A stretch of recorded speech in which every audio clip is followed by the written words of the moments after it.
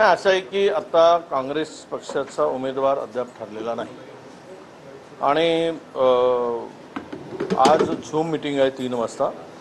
कुठली जागा कोणत्या पक्षाला महायुतीमध्ये सोडावी या संदर्भातली बैठक सर्व नेत्यांच्या आमची आहे। महाविकास आघाडी नाही, पहिले आमच्या काँग्रेसच्या वरिष्ठ नेत्यांची बैठक आहे, त्यामध्ये हा निर्णय होईल की कुठली जागा कुणाला सोडायची। राहिला विषय आता हा निवडणुका म्हणजे उत्सव झालेला आहे। आता आमच्याही संपर्कामध्ये भारतीय जनता पक्षाचे 100पेक्षा अधिक नगरसेवक आहेत। त्यांच्याही अंतर्गत प्रचंड वाद आहे की कोणी जर इनिशिएटिव्ह घेतलं की दुसरा गट तयारच आहे आम्हाला मदत करायला, परंतु आम्ही त्या भानगडीत पडत नाही। आम्हाला या घोडेबाजार जो काही चालला आहे आणि हा उत्सव चालला आहे पळापळीचा, आत्ताच माझ्या माहितीप्रमाणे 5-5 लाख रुपये देऊन काही नगरसेवकांना उचलण्याचं लिफ्ट करण्याचं काम चाललेलं आहे। तर हे जे काही सवयी 2014 पासून सर्वांनाच लावली आहे, मला वाटतं यातून फेअर निवडणुका होणं, योग्य माणसाची निवड होणं, आता यामध्ये पैसा कोण गुंतवतो? व्यापारी गुंतवतात, व्यावसायिक गुंतवतात, मोठे मोठे उद्योगपती येतील। म्हणजे राजकारण आणि समाजसेवा ही आता जी काही प्रामाणिक केली जाते ती आता राजकारणाच्या आणि आता तर ते सर्व उद्योगपतींच्या हातात जाईल, त्याला समाजाशी काही देणं घेणं असणार नाही। उद्योगपती, ठेकेदार, मोठमोठे कंत्राटदार हे आता भविष्यातील त्या विधानसभेमध्ये, विधान परिषदेमध्ये, या मंडळामध्ये, विधिमंडळामध्ये हे चेहरे दिसतील। म्हणजे सामान्य माणूस कुठेच दिसणार नाही, अशा प्रकारची परिस्थिती भविष्यात आपल्याला पाहायला मिळेल। शिवानीताई वडेट्टीवार यांचं नाव चर्चेत होतं, त्या मतदारसंघात त्या फिरल्या पण आहे, नगरसेवकांची संपर्क पण आहे, त्या लढणार आहे का निवडणूक, कारण की कार्यकर्त्यांची मागणी तशी आहे? नाही, अद्याप काही ठरलेलं नाही। जोपर्यंत आमच्या वरिष्ठ पातळीवर चर्चा होत नाही तोपर्यंत मी या संदर्भात काही निर्णय घेणार नाही। आणि एकीकडे प्रचंड धनशक्ती आहे आणि मोठमोठे उमेदवार आहेत। जो काही आता रेट खुलला गेला तो एक 15 लाख रुपयाचा रेट उघडल्याची माहिती आमच्याकडे आहे। आता 15 लाख रुपये एका नगरसेवकाला दिल्यानंतर त्यांना वाटतं की आता हे उत्सवच झाला आहे, मोठी दिवाळीच झाली आहे। त्यामुळे या परिस्थितीमध्ये 15-15 लाख रुपये देऊन जर एका मतासाठी निवडणुका होत असतील तर मला वाटतं या लोकशाही भविष्यात शिल्लक राहील की नाही हा खरा प्रश्न निर्माण होतो आहे। माघार घेतल्याची चर्चा आहे, काही कारण आहे त्याला? नाही, असं आहे माघार घेतली असं म्हणत आत्ता मी म्हणणार नाही। आम्ही सगळे चाचपणी करतो, भारतीय जनता पक्षाचा उमेदवार कोण होतो आणि काय खेळूया त्यावर आम्ही निर्णय घेऊ।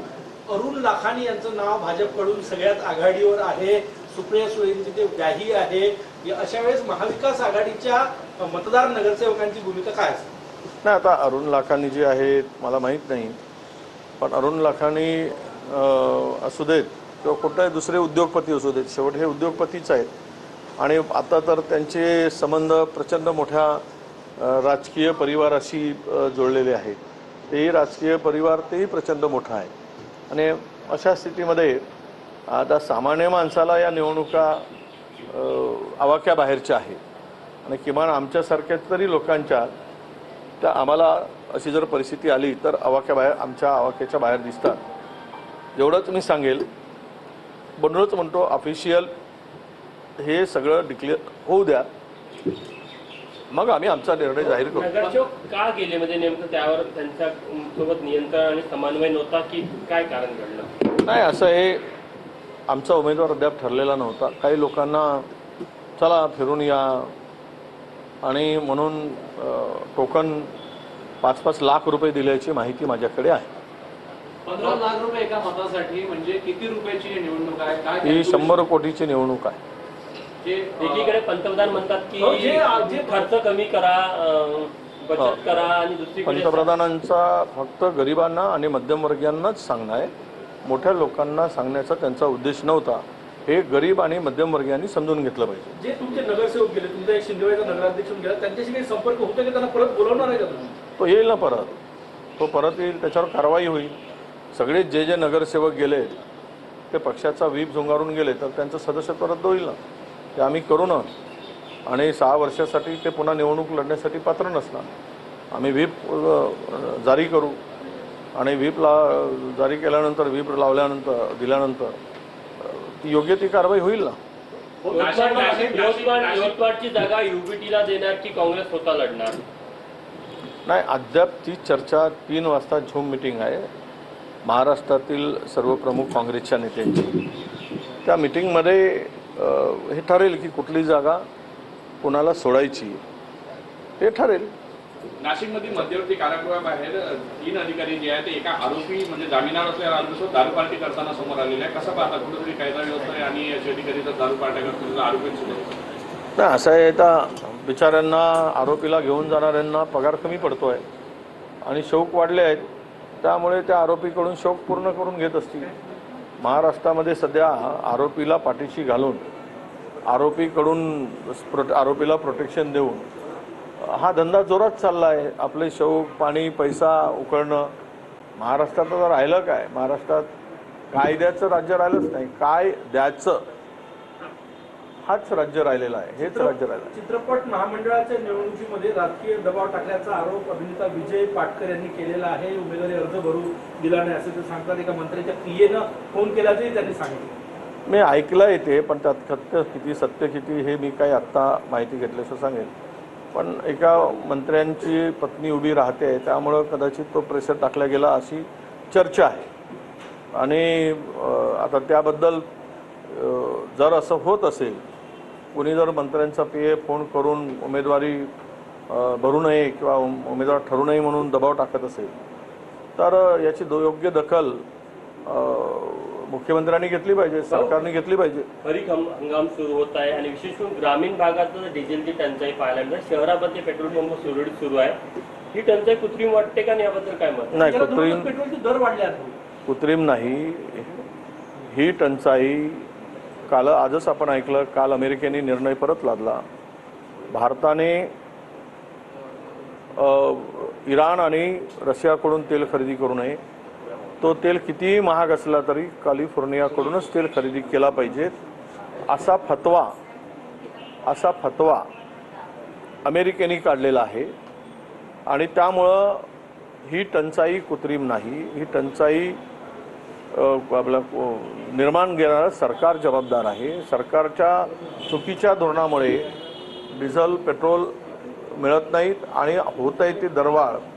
ही दरवाढ उद्या पेट्रोल 150 रुपयावर जाईल, डिझेल 140 रुपयापर्यंत जाईल. पुढच्या महिनाभरामध्ये ही परिस्थिती होईल. फक्त एवढंच आहे की एकाच वेळेस वाढवायचं नाही, म्हणून 1-1, 2-2 रुपये वाढवण्याचं काम सुरू आहे. आणि भविष्यात तुम्हाला 8 दिवसांनी 5-5 रुपये वाढवलेले दिसतील, हे लपून राहणार नाही. आणि महाराष्ट्रातील शेतकरी उद्ध्वस्त होईल. फार मोठे परिस्थिती, गंभीर परिस्थिती, म्हणजे कोरोनामध्ये, लॉकडाऊनमध्ये जी परिस्थिती झाली त्याच्या 20 पट वाईट परिस्थिती देशामध्ये निर्माण होईल आणि देश पूर्ण उद्ध्वस्त होईल.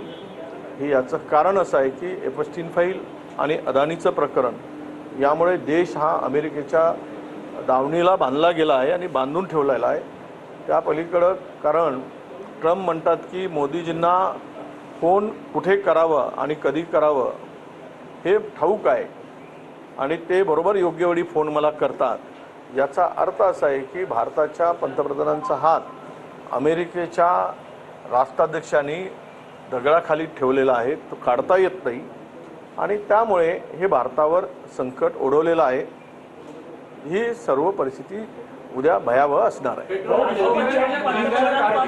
मोदींच्या कारकिर्दीला 12 वर्ष पूर्ण झाल्यानिमित्तानं प्रदेश भाजप एक पुस्तक काढतात तत्पूर्ती म्हणून मुख्यमंत्र्यांच्या हस्ताचं लोकार्पण काढलं पाहिजेत ना. अपयशी पंतप्रधान म्हणून काढलं तर त्याला लाईक जास्त मिळतील.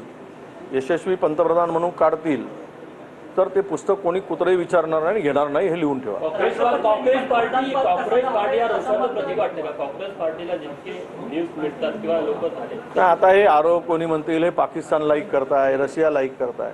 तुम्ही युवा लोकांचा, तरुणांचा, बेरोजगारांचा आक्रोशच तुमच्या लक्षात येत नाही आहे हे